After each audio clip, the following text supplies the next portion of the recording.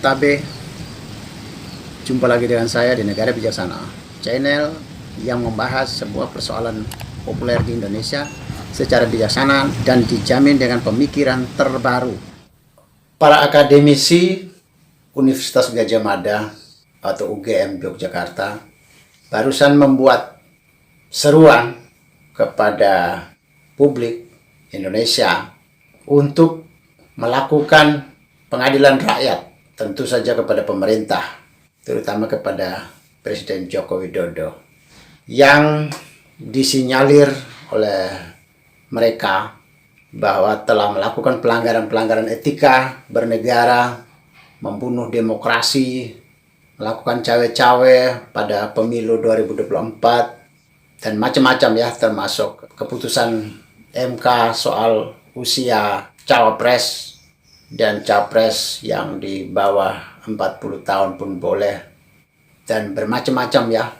Saya tidak tahu ya, pengadilan rakyat, frasa pengadilan rakyat yang dimaksud oleh teman-teman akademisi di UGM ini. Pengadilan rakyat yang di dalam pengertian umum berarti pengertian yang positifnya referendum atau pemilihan umum. Jadi rakyat mengadili untuk memilih si ini atau memilih opsi ini, atau referendum memilih sebuah opsi dari beberapa opsi yang ada. Misalnya referendum Timur Timur tahun 99, itu ada referendum Timur Timur untuk melepas dari Indonesia atau tetap di Indonesia. Ternyata kemenangan ada pada melepas diri dari Indonesia. Seperti inilah kira-kira pengadilan rakyat yang secara konstitusional, yang memenuhi persyaratan ketatanegaraan. Pengadilan rakyat yang lainnya ada pengertian demonstrasi, unjuk rasa, turun ke jalan, melakukan gerakan untuk merobohkan atau menurunkan sebuah rejim. Misalnya tahun 98 terjadi pengadilan rakyat juga atas Soeharto sehingga robohnya Orde Baru pada tahun 98. Kira-kira seperti itu. Ada pengertian konstitusional dan ada pengertian non-konstitusional. Ada pengertian ketatanegaraan dan ada pengertian non-ketatanegaraan. Sehingga seruan ini diharapkan diikuti oleh banyak kalangan. Harapannya akhirnya kelihatan diikuti beberapa elemen masyarakat, melakukan gerakan demonstrasi dengan beberapa tuntutan, makzulkan Pak Jokowi, adili Pak Jokowi, dan bermacam-macam ya tuntutannya. Kalau sekedar berteriak, sekedar menyampaikan pendapat, aspirasi, saya kira secara ketatanegaraan ya boleh, karena kebebasan berpendapat itu adalah kebebasan yang hak yang dilindungi oleh undang-undang, terutama oleh konstitusi kita. Tapi kalau pemakzulan itu sudah bukan ranah pengadilan rakyat yang dimaksud. Karena pemakzulan harus melalui secara konstitusional, secara ketatanegaraan, pemakzulan hanya bisa lewat sidang MPR. MPR mendapat keputusan dari MK. MK baru bisa menggelar sidang. Untuk memutuskan nasib seorang presiden harus lalu melalui usulan DPR. Jadi ada rentetan secara ketatanegaraan. Tapi pertanyaannya, apa maksud dengan pemakzulan yang digerakkan lewat pengadilan rakyat? Apakah kita mau meniru seperti Irak terhadap Saddam Hussein yang dikejar-kejar di seantero kota, atau semacam Gaddafi di Libya? Tentu secara konstitusional tidak mengenal pengadilan rakyat akan memakzulkan seorang presiden. Tidak kenal. Kalau memang tuntutannya kemakzulan presiden lewat pengadilan rakyat, berarti ada satu tujuan untuk melakukan gerakan kekerasan, pemaksaan kehendak oleh rakyat langsung tanpa melalui prosedur DPR, MK, dan MPR. Berarti kan ini sebuah gerakan atau sebuah seruan sudah di luar konstitusi, di luar dari ketatanegaraan kita.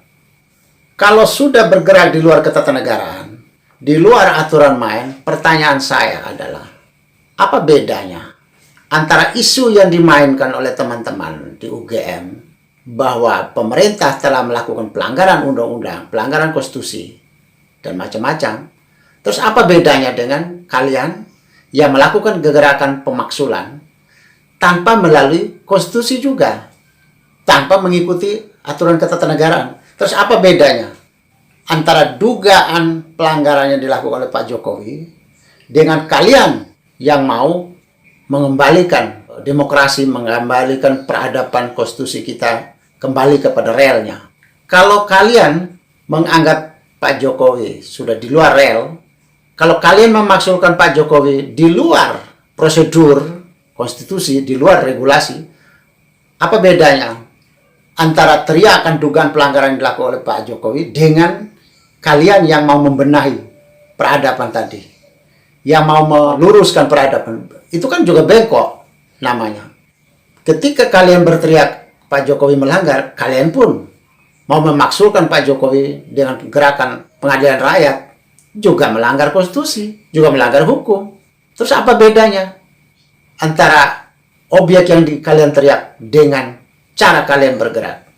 Sama-sama melanggar kan? Yang Pak Jokowi melanggar itu kan juga belum terbukti secara hukum. Itu kan baru tuduhan. Apakah setiap tuduhan pasti dia bersalah? Kan belum tentu. Dalam rangka membenahi hukum, misalnya dugaan pelanggaran hukum, tapi dengan melanggar hukum juga. Ibaratnya seperti mau menangani pembunuh, dugaan dia membunuh, tapi dengan membunuh juga. Jadi kita mau membenahi sebuah kesalahan, tapi kita melakukan kesalahan juga. Lalu di mana istimewanya? Di mana hebatnya kalian? Tidak ada hebatnya. Kesalahan dilakukan pergerakan dengan kesalahan juga. Pelanggaran, dugaan pelanggaran dilakukan dengan cara melanggar juga. Di mana keistimewaan akademisinya di sini? Tidak kelihatan. Ini kan seruan-seruan ini, seruan yang turun ke jalan, seruan yang pengadilan rakyat. Saya pikir ini kan seruan yang premanisme ya. Bukan seruan akademisi. Bukan seruan intelektual. Tapi seruan kayak seruan preman. Kekerasan dilawan dengan kekerasan. Pelanggaran dilawan dengan pelanggaran. Wow. Ngeri sekali. Mau jadi apa peradaban kita ini? Kita mau membenahi peradaban yang dilakukan oleh pemerintah yang kita curiga salah. Tapi kok kita yang mau membenahi kok juga dengan melakukan pelanggaran peradaban juga.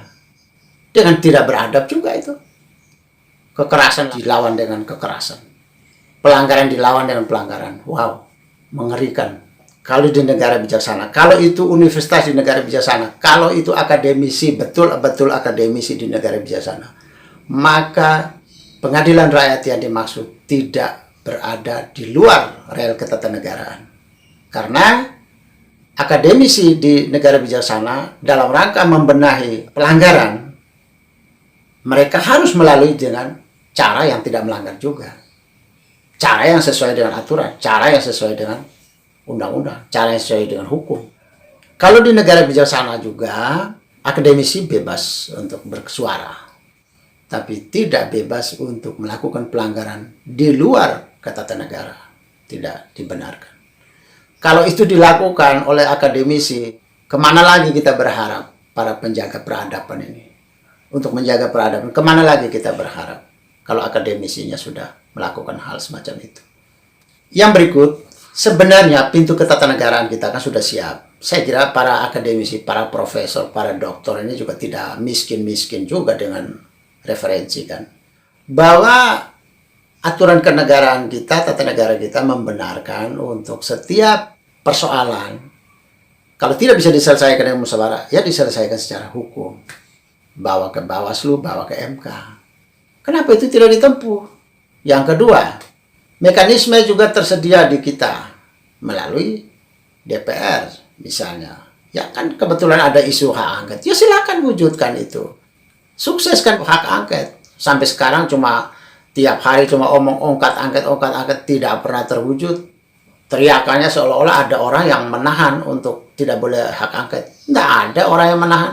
Yang ada cuma Tidak ada yang menggubris untuk melakukan hak angket anggota-anggota DPR, fraksi-fraksi di DPR. Yang ada cuma di situ, bukan ada yang menahan, enggak. Tapi kan tidak sukses menyukseskan itu. Jadi forumnya itu forum hukum sama forum politik, silakan jalankan. Kalau tidak dijalankan dengan dua cara itu, silakan bersuara di jalanan, boleh, tapi tidak dengan melanggar hukum. Harus tetap ada dalam koridor hukum. Kebebasan berbicara bukan berarti kebebasan yang di luar aturan main. Kebebasan yang sebebas-bebasnya, tidak bisa. Silakan bersuara, tapi tidak melanggar hukum. Itu tadi ya. Selamat beraspirasi dengan beradab. Selamat menata kehidupan dengan disiplin ketatanegaraan. Jika Anda setuju dengan saya, Anda seide dengan saya, berarti kita berada pada satu perjuangan yang sama, yaitu ingin melihat Indonesia menjadi lebih baik, Indonesia menjadi negara yang bijaksana yang kita impikan. Caranya adalah dengan Anda memberi dukungan dan berpartisipasi dalam channel ini. Subscribe di bawah channel ini, bunyikan lonceng di sampingnya untuk menunjukkan Anda berlangganan secara gratis, dan ada pemberitahuan setiap kali saya mengirim edisi baru. Dan jika Anda setuju dengan ide ini, jangan lupa bagikan ke semua relasi Anda. Terima kasih.